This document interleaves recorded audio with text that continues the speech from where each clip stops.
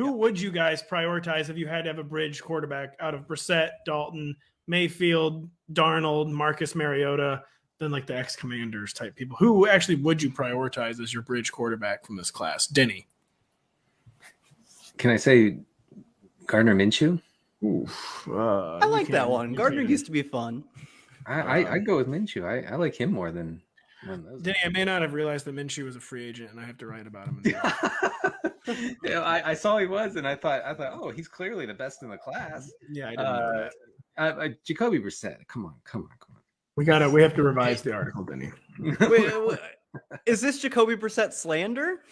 Yeah, was that slander, or I don't know. For this class, he's pretty good. Who would you choose, Kyle? Yeah, it's Brissett easily. We're talking about guys who are backups, bridges, definitely not like long-term starters. But Brissett was like good last year. He was 10th in EPA per play. He was 3rd in CPOE. I think he had a good scheme. The receivers in Cleveland were as good as they've been in a long time, honestly. But I don't think at least you get to that level of efficiency without being probably a low-level starter caliber of quarterback, a level that teams are looking to upgrade, that won't win you multiple playoff games, but a level that, like, had they kept going with Brissett and not had Deshaun Watson, they'd have been in the playoff conversation for longer, almost certainly, probably. Defense really played well down the stretch too once Watson got in. Maybe if they had that defense within a quarterback as efficient as Brissett, they would have gotten into the playoffs. Do I think they're a threat to real contenders like the Bengals and the Bills, Chiefs with a quarterback like Brissett? No, not at all, frankly.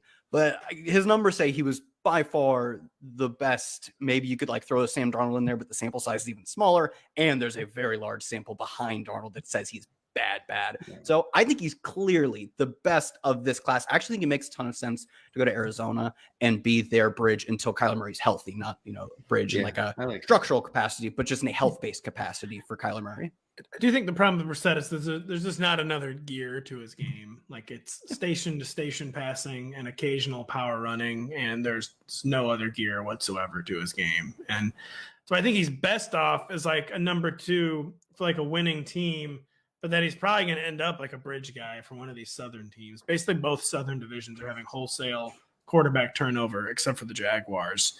And I think he probably will be starting in week 1.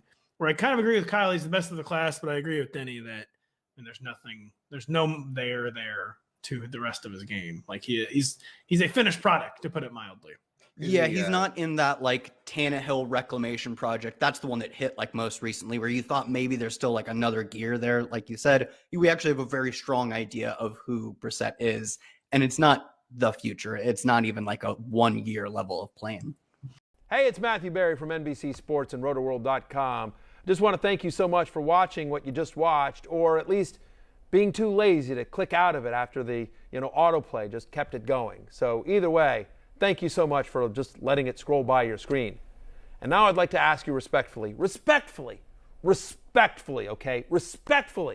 please subscribe to the NFL on NBC YouTube channel for the latest NFL news, fantasy headlines from Rotoworld, and betting analysis from NBC Sports Edge.